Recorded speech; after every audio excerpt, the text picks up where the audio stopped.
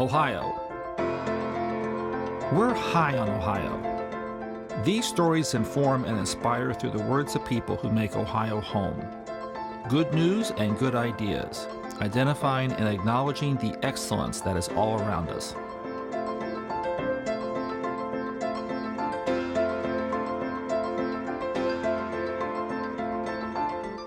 Right now, Mayor Bloomberg of New York is trying to shame people away from buying supersized drinks. Is this part of a great awakening? We have tried to shame people who smoke, shame people who are obese. Is this part of a trend? Let's look at the way in which shame is a much more effective way of dealing with a problem than the law is. Mayor Bloomberg in New York has famously been trying to get a ban on the sale of supersized drinks or whatever. Whereas with smoking, long before smoking became illegal in so many public areas as it is now, long before that, back in the early 1970s, over a very short period of time, smoking went from something that was done very commonly in the upper middle class to something that was done very rarely in the upper middle class. How did that happen? When we hadn't made any laws against it? Smoking became unfashionable. People started to look down their nose at people who smoked. They started sniffing the air and saying, "Put that out, you're giving me cancer." No laws, and yet there was a huge reduction in smoking. That ought to be applied to a whole bunch of other kinds of social problems. What, from a public policy perspective, keeps you up at night? I am a libertarian. If you are a libertarian, there is no one set of policies that really worries you more than another. You look at the whole thing and it all keeps you up at night. I have a friend who's a libertarian who refers to Washington as the nucleus of the tumor. And I think that I sometimes feel the same way.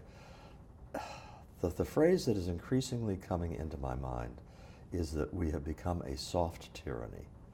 It's not a totalitarian tyranny, but in every sector of life, unless you have a lot of money resources, or unless you have chosen to go into a profession that the government has not yet regulated, at every turn you are having to cope with this many-tentacled thing called the government, which is first making your life a pain because you're having to fill out forms and follow regulations that are cumbersome. And then if that doesn't work, you can get hit with huge fines.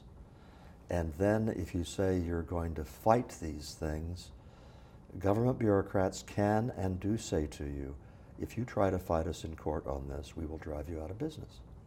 I am not making this kind of thing up. We are now in a situation where, as far as I'm concerned, the federal government is out of control.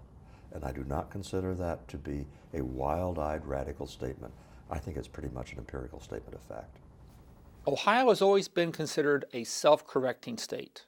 Can we correct these problems before we go too far down a Teflon-coated slope? I ask myself, what are the odds that we can turn this around, that our civic culture can be revived in a way that bears a family resemblance to the traditional American civic culture that so many of us treasure? And I myself am uncertain, because there are so many forces that seem to be driving us to become just another Western European social democracy, no different from them.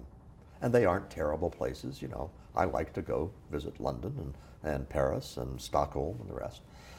But we won't be America anymore. And then I hear the reaction that I get when I talk about these issues in front of audiences, and the latent affection that Americans have and the allegiance that Americans have toward their civic culture, it's still out there.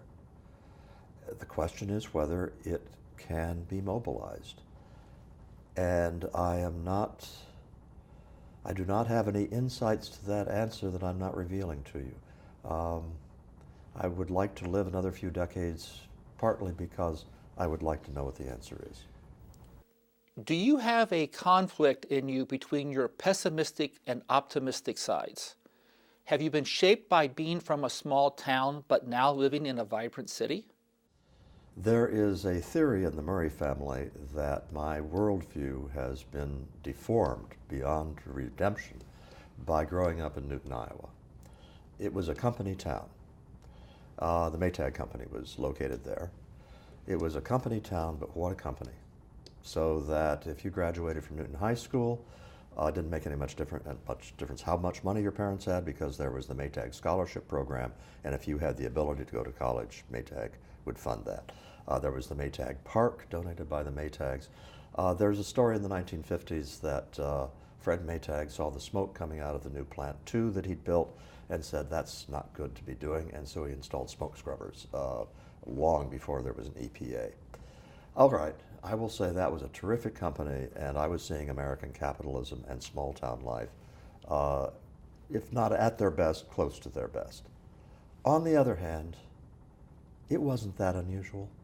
There were companies like that in Ohio and all over the country. There was a civic culture like that. Sometimes it wasn't one company, it was several. But there was, when I talk about the civic culture that was so exceptional, of people solving their own problems cooperatively and coming together, I'm not making it up.